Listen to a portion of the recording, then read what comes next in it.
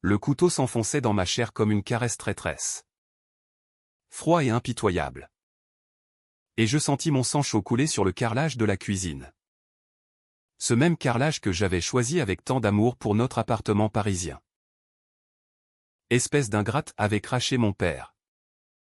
Ses yeux injectés de haine. Juste avant que la lame ne trouve son chemin entre mes côtes, mais comment pouvait-il savoir que ces mots étaient les derniers que j'entendrais dans cette vie? Ou du moins, que je croyais être la dernière? Et puis, le noir absolu. Un vide hurlant où les regrets se mêlaient aux bulles d'air dans mes poumons noyés. Jusqu'à ce que... Un battement? Un sursaut. Et je me retrouvais là. Haletante. Les mains crispées sur la nappe de Thanksgiving. Les rires forcés de la famille résonnant autour de moi comme un écho moqueur du futur que je venais de fuir. C'était impossible. J'étais revenu. Pas dans un corps neuf. Pas dans un rêve éthéré. Mais dans celui que j'avais habité à 28 ans. Ce soir de novembre 2023. Où l'air de Paris portait encore l'odeur humide des feuilles mortes du Luxembourg. Mon cœur cognait comme un marteau-piqueur contre mes tempes. Et je fixais la dinde rôtie au centre de la table. Sa peau dorée luisant sous les lumières tamisées de notre salon haussmannien. Autour de moi. Les convives, ma sœur Élise. Avec son sourire factice de Golden Girl. Mon frère Antoine. Absorbé par son verre de Bordeaux. Et mon père. Henri Duval. Le patriarche impitoyable. Assis en bout de table. Son regard perçant déjà posé sur moi comme une sentence. Thanksgiving, cette importation américaine que nous avions adoptée par snobisme bourgeois. Pour faire chic dans notre bulle du 7e arrondissement. Mais ce soir-là. Dans ma vie précédente. Ces mots ingrates avaient été le détonateur d'une chaîne d'événements qui m'avait mené à la morgue. Le corps froid sous les néons blafards de l'hôpital Necker. Je clignais des yeux. Sentant la sueur perler sur ma nuque. Était-ce un cauchemar? Non. Le goût du vin sur ma langue était trop réel. Le froissement de la serviette en lin sous mes doigts trop tangible. J'avais 33 ans quand j'étais morte, ou du moins. Quand on m'avait tué. Veuve éplorée. Ruiné par les machinations familiales. Accusé à tort de malversation dans l'empire immobilier de mon père. Henri Duval, le magnate des promoteurs, avait tout sacrifié pour son legs, sa femme. Emporté par un cancer qu'il avait ignoré pour signer des contrats, ses enfants. Manipulés comme des pions sur un échiquier parisien. Moi. Claire Duval, l'aînée. La fille modèle qui avait renoncé à sa carrière de galeriste pour gérer les comptes de Duval Immobilier. J'avais découvert le pot aux roses trop tard, des comptes offshore. Des pots de vin à des élus de la mairie. Et mon nom apposé comme bouc émissaire sur les faux documents. Tu es une ingrate, m'avait-il hurlé ce soir-là.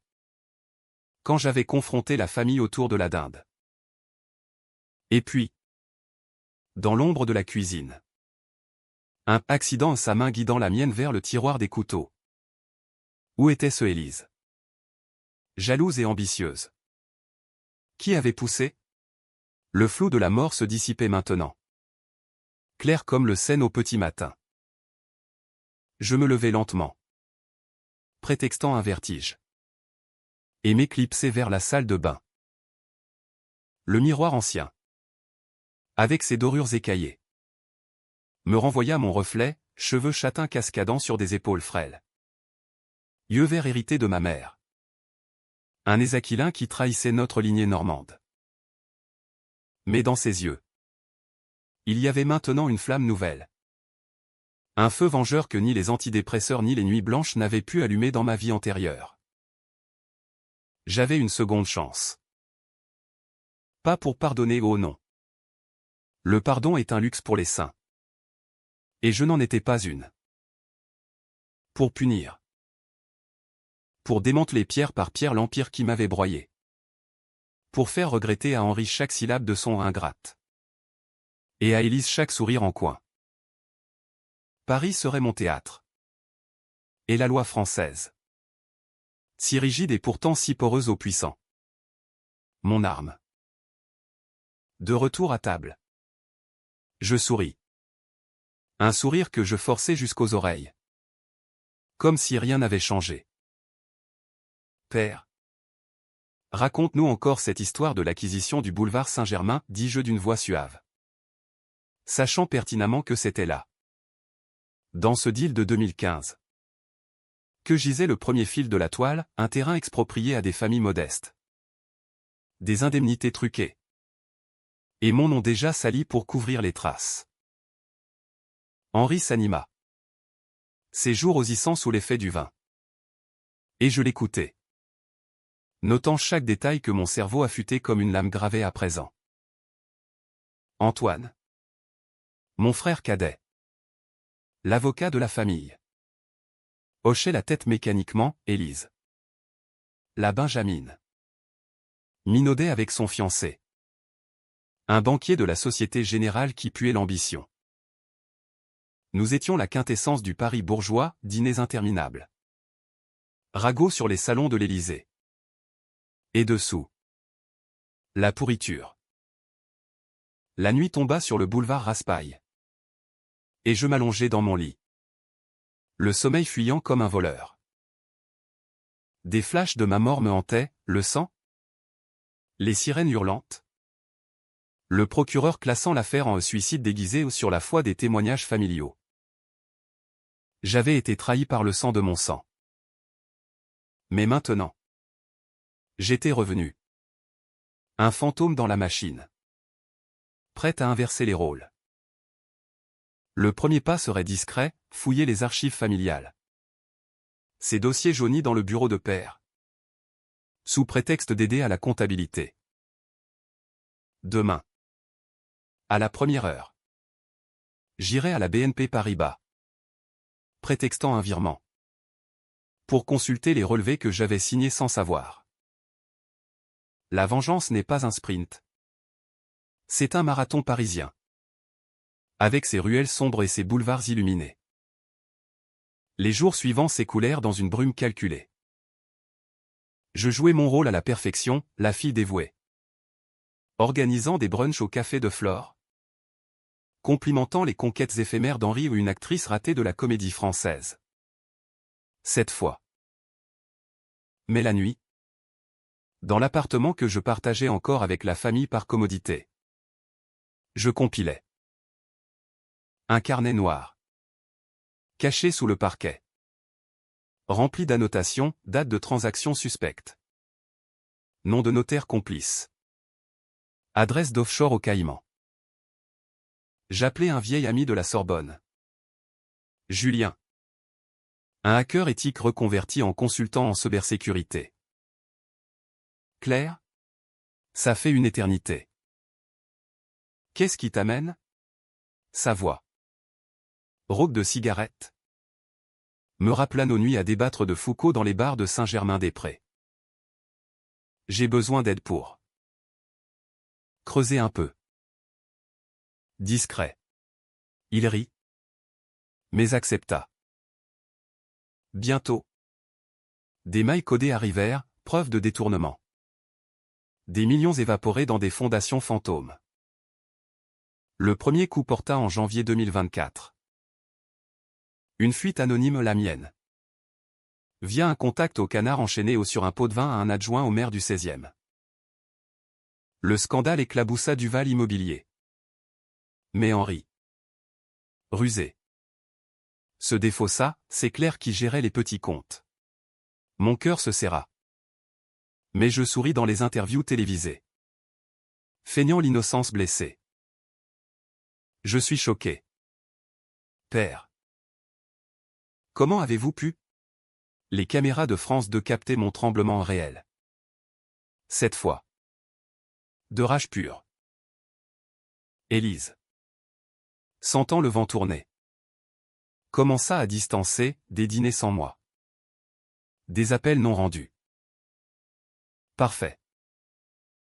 Laisse-les s'entre-dévorer. Printemps 2024.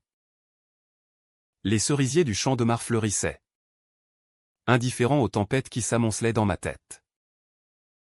J'avais éménagé dans un studio modeste près de la Bastille, prétextant un besoin d'indépendance pour guérir de la trahison. Dis-je à Henri au téléphone, ma voix dégoulinant de fiel sucré. Il grogna, mais accepta, me coupant les vivres au passage. Tant mieux. La faim forge l'acier. Julien et moi nous rencontrions dans des cafés anonymes. Comme le Procope, où les ombres de Voltaire semblaient approuver nos complots. Regarde ça, murmura-t-il un soir, glissant une clé USB sur la table en marbre. Des enregistrements volés du bureau d'Henri, conversation avec un juge corrompu. Promesse de rétrocommission sur un projet à la défense. Et là, le clou, ma signature falsifiée sur un contrat d'expropriation illégale. Daté de 2022, l'année où j'avais disparu sous les piles de paperasse. Je sentis une nausée monter. Pas de peur, mais de dégoût pur. Comment avait-il pu? Moi. Sa première-née. Celle qui avait pleuré à son genou quand maman était morte. Emportée par ce cancer qu'il avait négligé pour un deal à Dubaï.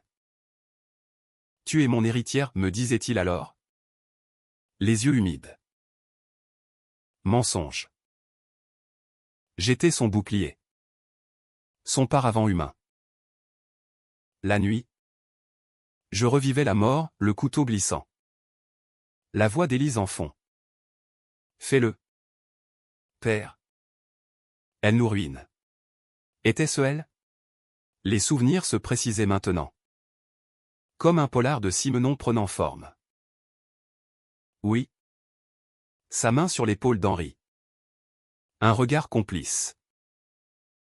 La Benjamine. L'ange blond.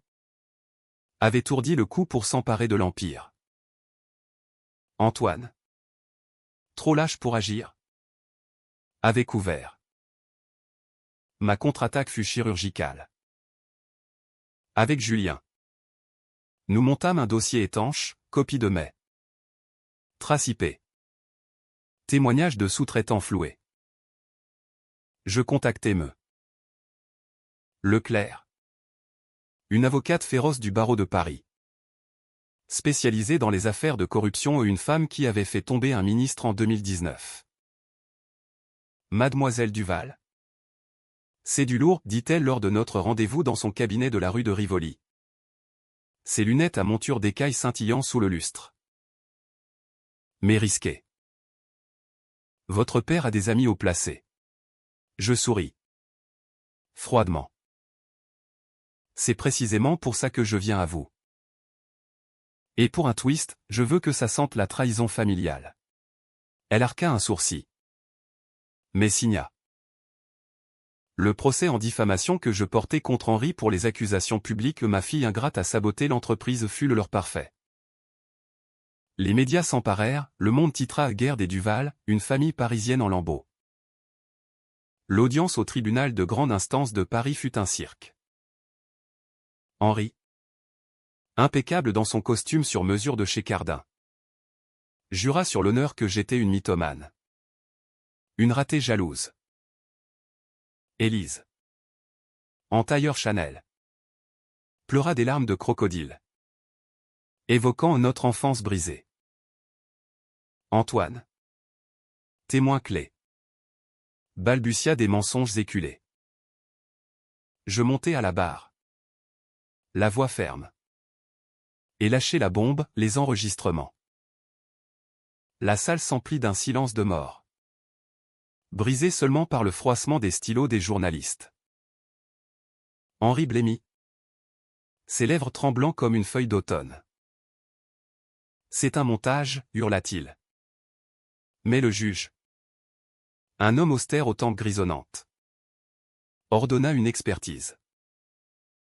Victoire partielle, l'affaire fut renvoyée. Mais l'Empire chancela. Les investisseurs fuyaient. Les banques serraient la vis. Pourtant. la nuit. La peur me rongeait. Étais-je allé trop loin? Non. La vengeance n'est pas morale, c'est une purge. Je commençai à harceler Élise subtilement, des mails anonymes avec des photos de son fiancé en galante compagnie. Julien avait ses sources. Elle craqua la première. M'appelant en pleurs, Claire. Arrête. C'est Père qui a tout décidé. Pas moi. Je ris. Un rire bas et vénéneux. Trop tard. Petite sœur. Tu as tenu le couteau. Ou du moins. L'idée. Le doute persistait, était-ce elle? Vraiment? Un flash, sa silhouette dans la cuisine. Ombre fugace. Oui. Été 2024. Canicule étouffante. Paris suant sous un soleil impitoyable. Je pris un job freelance en consulting artistique. Pour masquer mes manœuvres. Les galeries du Marais m'accueillirent. Et c'est là que je rencontrai Lucas. Un sculpteur aux mains calleuses et au regard clair. Qui ignorait tout de mon passé. Tu as l'air d'une tempête en bouteille, me dit-il un soir. Après un vernissage arrosé de champagne. Je haussai les épaules. Mais son toucher. Quand il effleura mon bras. Réveilla quelque chose d'humain en moi. Était-ce possible? Aimer au milieu du chaos? Mais non, la vengeance d'abord. Lucas devint mon alibi. Mon encre. Sans savoir qu'il dansait sur un volcan. Le second coup frappa en septembre. Une perquisition au siège de Duval Immobilier. Boulevard Haussmann, documents saisis. Ordinateur confisqué. Henri m'appela. La voix brisée pour la première fois. Claire? Reviens. C'est une erreur. On est une famille. Je raccrochai. Le cœur serré non de pitié. Mais de triomphe amer. Famille? Un mot vide. Comme les tombes du Père Lachaise. Élise. Acculée. Tenta le chantage, une lettre anonyme menaçant de révéler mon passé dépressif. Avec des pilules que j'avais gobées pour oublier. Je la confrontai dans un café de Montparnasse. Sous la pluie battante. Tu crois que ça m'arrête? J'ai déjà tout perdu une fois. Ses yeux s'écarquillèrent. Perdu quoi? Je souris. Ma vie. Celle que tu m'as volée avec ton couteau. Elle pâlit.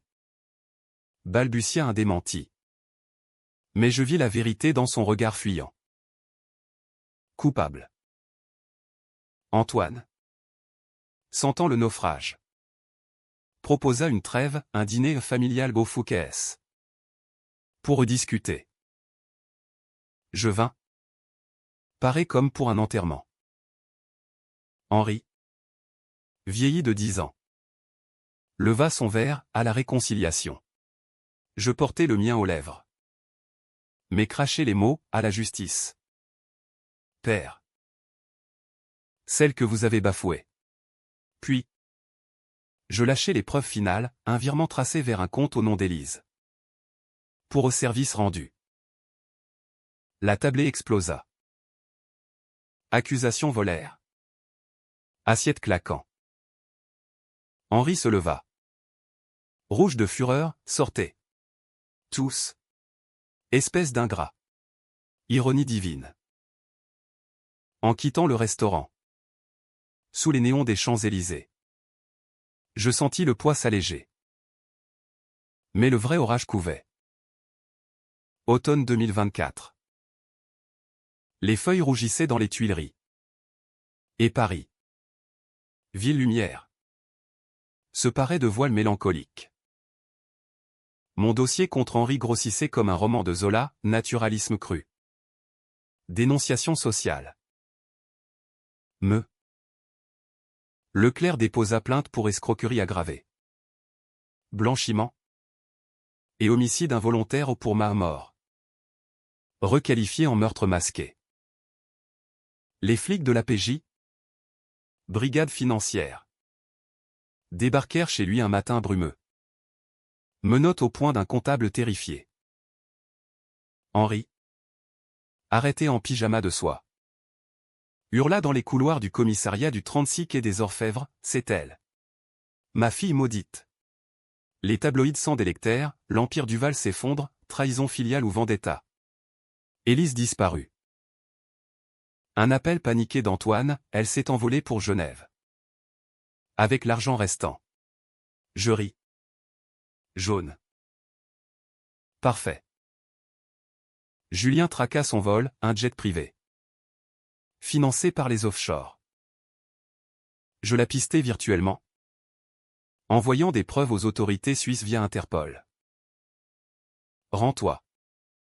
Élise lui écrivis-je d'un burner phone. Ou je te laisse pourrir seul. Silence. Puis. Une réponse laconique, tu ne comprends rien. C'était pour nous sauver tous. Sauver? Du poison en intraveineuse. Peut-être. Les nuits avec Lucas devinrent mon refuge, son atelier près de Belleville. Puant la terre glaise et la passion.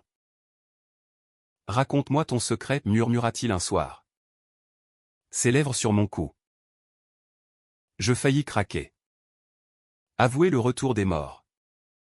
Mais serrer les dents. Juste une histoire de fantômes familiaux. Le procès s'ouvrit en décembre. Sous les flocons rares qui saupoudraient le palais de justice. Salle comble, journaliste de Libération. Caméra de BFM. Henri. En costume froissé. Se présenta comme un martyr, j'ai bâti pour eux. Et voilà ma récompense. Témoignages accablants défilèrent, ouvriers floués sur des chantiers de banlieue. Veuves d'expropriés pleurant leur HLM rasé pour un hôtel de luxe. Puis. Mon tour. Je gravis les marches de la barre. Le cœur battant non de peur. Mais d'une catharsis sauvage. Monsieur le Président. J'ai aimé mon père. Mais l'amour ne lave pas le sang. Je déballai tout, les falsifications. Les menaces. Et le clou à un enregistrement restauré de cette nuit fatidique. Où la voix d'Élise susurrait, « Père ?» Si elle parle. On est fini. Un accident. Dans la cuisine. La salle alta. Henri s'effondra sur sa chaise. Murmurant non.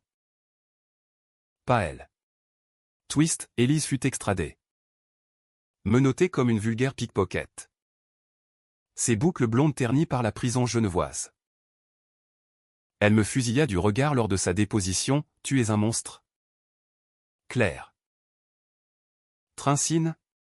Tu divagues. Comment savait-elle? Un mot échappé dans ma fureur? Non. Pire, elle avait lu mon carnet. Volé lors d'une visite. J'ai tout vu. Tes délires sur ta seconde vie. Tu es folle. Le juge fronça les sourcils. Mais les preuves tinrent. Antoine. Craignant pour sa peau. Balança, c'était leur plan à toutes les deux. Je n'ai rien fait. Lâche jusqu'au bout. Les débats firent rage dans les dîners parisiens, étais-je une héroïne whistleblower? Ou une fille rancunière détruisant son père pour un héritage? Les féministes de France Inter me portèrent au nu la revanche des filles contre le patriarcat Duval. Tandis que les éditorialistes conservateurs du Figaro me traitaient de parricide moderne. Controversé? Parfait. La tension montait. Palpable comme l'ozone avant l'orage. Henri. En détention provisoire à Fresnes. M'écrivit, une lettre tremblante. Pardonne-moi. Ingrate que j'ai faite. Je la brûlais dans l'évier de mon studio. Les flammes dansant comme des démons. Janvier 2025. Le verdict approchait. Et Paris grelottait sous un froid sibérien. Lucas me demanda en mariage. À genoux dans la neige du jardin des plantes. Un anneau simple en argent. Fuis avec moi. Claire. Laisse les Duval au corbeau. Je pleurais aux des larmes vraies. Salées. Mais refusées. Pas encore. J'ai une dette à payer. Il partit. Blessé. Me laissant un vide plus grand que la Seine. Seul. Je visitais Henri en parloir. Séparé par la vitre blindée. Ses yeux. Autrefois d'acier. Étaient caves. Pourquoi, croissait-il? Je pressais ma paume contre le verre. Parce que ingrate était ton dernier mot. Et le mien sera justice. Il rit. Un ricanement sec. Tu es comme moi. Une Duval. Le jour du jugement. La foule se massait place Dauphine, pancarte justice pour les Duval, et contre. Pas de pitié pour les voleurs. Le président. Impassible. Lut la sentence, 20 ans pour Henri. 15 pour Élise. 10 pour complicité passive d'Antoine. La salle explosa au cri de joie. Huée. Je sortis. Le vent fouettant mon visage. Et pour la première fois, je respirais libre. Mais la victoire avait un goût de cendre. Étais-je vengé? Ou simplement devenu le monstre qu'ils avaient forgé? Février 2025. L'hiver mordait Paris de ses crocs glacés. Et moi? Claire Duval? Rescapée des enfers? Marchait le long de la Seine gelée. Les eaux noires reflétant les lumières du Pont-Neuf comme des promesses brisées. Le procès avait fait de moi une célébrité maudite, invitation à des talk-shows sur CNews. Où l'on disséquait ma folie vengeresse, article dans Elle. Peignant mon portrait en icône féministe. Mais la nuit, dans mon lit vide, les fantômes dansaient, le visage de maman. Suppliant Henri d'arrêter les affaires, le mien. Ensanglanté sur le carrelage. Trincine n'effaçait pas les cicatrices, il les gravait plus profond. Élise. Depuis sa cellule de Fleury-Mérogis. Tenta un dernier coup, un avocat véreux contacta la presse. Affirmant que j'avais fabriqué les preuves. Que mon retour des morts était une hallucination induite par des drogues. Scandale. Les tabloïds titrèrent La fille zombie, mensonge ou malédiction Duval? Je ripostai par une interview exclusive à Mediapart, oui. Je suis revenu. Pas d'un au-delà mystique. Mais d'une tombe que ma famille avait creusée vivante. Les psys parlèrent de syndrome de stress post-traumatique, les occultistes? De réincarnation. Peu importait. La vérité. Crue et française dans sa laideur. Triompha, expertise confirma l'authenticité des enregistrements. Henri. Vieilli en cage. Réclama une visite. Je vins. Par curiosité morbide. Le parloir puait la défaite, odeur de sueur rance. Écho de gémissements lointains. Tu as gagné, dit-il. Sa voix un murmure rauque.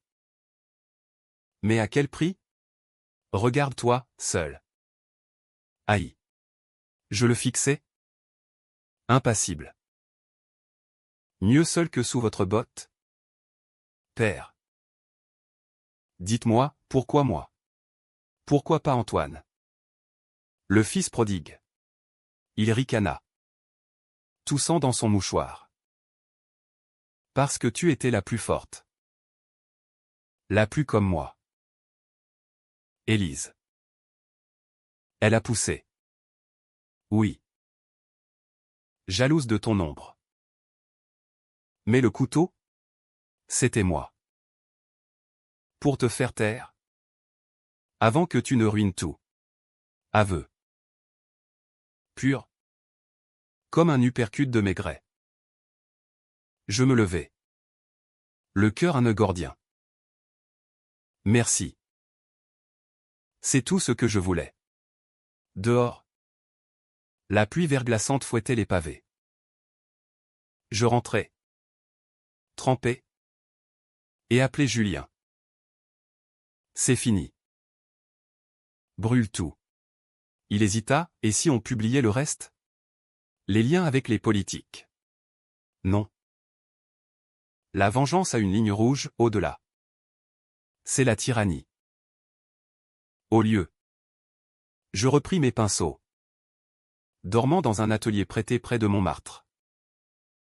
Lucas revint. Un soir de mars. Avec une bouteille de Calvados normand. Je t'ai attendu, dit-il simplement. Nous fîmes l'amour sur le sol poussiéreux.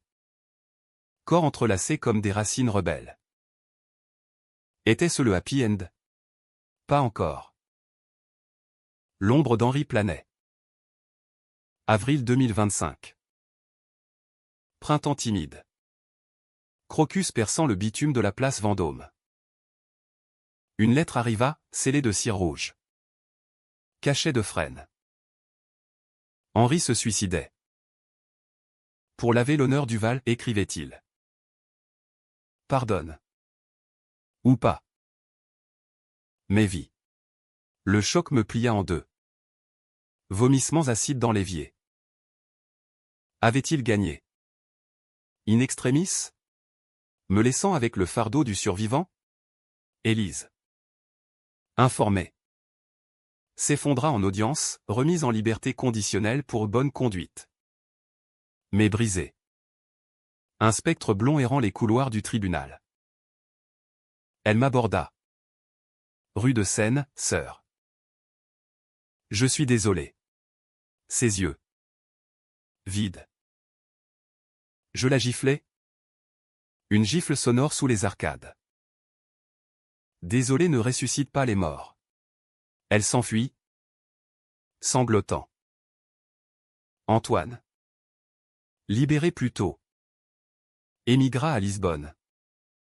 Vendant des souvenirs touristiques aux chutes humiliantes pour l'avocat vedette. Il m'écrivit, tu as détruit la famille. Mais merci. D'une façon tordue. Je déchirai la lettre. La jetant dans la fontaine Saint-Michel. Paris.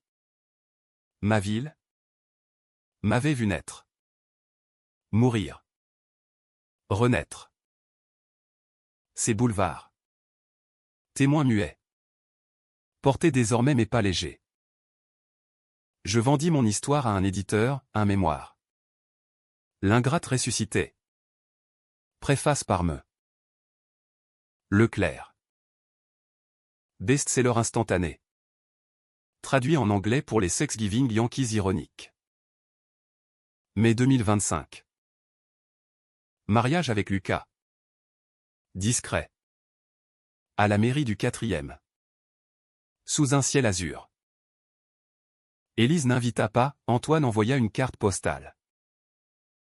Mais au banquet. Au train bleu de la gare de Lyon. Un toast à la seconde chance. Et au regret qui nous forge. Rire. Bulle de champagne. Pourtant. Dans l'ombre. Un doute, et si le retour n'était qu'un rêve? Non. La cicatrice fantôme entre mes côtes picotait encore. Été 2025. Paris s'embrasait sous le soleil de plomb. Les terrasses du Palais Royal bruissant de rumeurs estivales. Mon livre cartonnait. Mais la gloire était un mirage, interviews interminables. Où l'on me sondait comme un insecte sous verre. Avez-vous pardonné? Demandait-il. Je souriais, le pardon est pour les prêtres. Moi. Je choisis l'oubli actif. Lucas et moi. Nous installâmes dans une maisonnette à Montreuil. Jardin potager et vue sur la ligne 9. La vie reprenait. Fertile. Comme les vignes de Sancerre que nous buvions au crépuscule. Mais les ombres persistaient, un appel anonyme. Voix déformée. Tu paieras. Ingrate. Élise? Un fantôme? Juillet. Chaleur suffocante.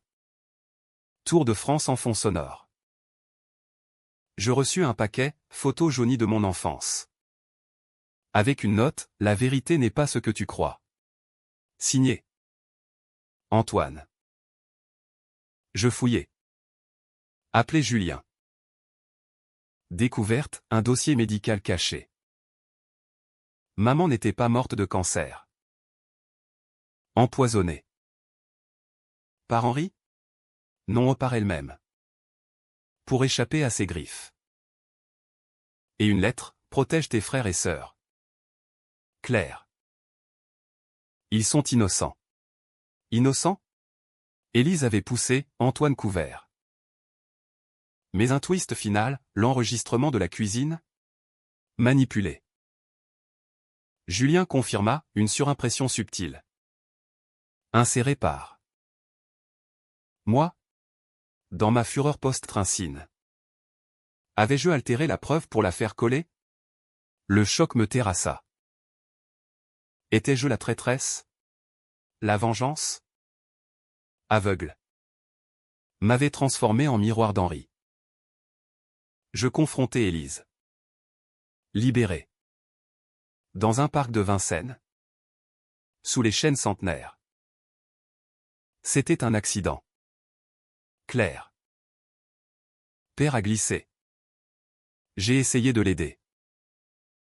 Mais toi. Tu as tout déformé. Ses larmes. Vrai cette fois. Antoine confirma par visio, on a tous menti. Pour survivre. Toi y compris. Avec tes histoires de résurrection. Le monde vacilla. Ma mort? Pas meurtre. Mais suicide poussé par la trahison. Oui. Mais sans main coupable. J'avais inventé le complot pour justifier la purge. Août. Canicule brisée par des orages bibliques. Je visitais la tombe d'Henri. Au cimetière de Passy. Herbe humide sous mes pieds. Père. J'ai compris. Nous sommes tous des ingrates. Vent dans les ifs. Silence. Lucas me serra, et maintenant? Je souris. Enfin libre. On vit. Sans regret. Épilogue, septembre 2025. Foire du livre à Saint-Malo. Embrun salé. Mon second livre. Les ombres de la Seine. Fiction sur une femme revenue des morts pour pardonner. Ironie. Élise. Réhabilité. M'écrivit, paix. Je répondis, paix. Antoine revint. Oncle improbable pour le bébé à venir. Paris. Éternel. Cicatrisa mes plaies. La vengeance? Un chapitre clos. Controversé. Dramatique à la française. Et moi. Ressuscité. Je marchais vers l'horizon. Sans regarder en arrière.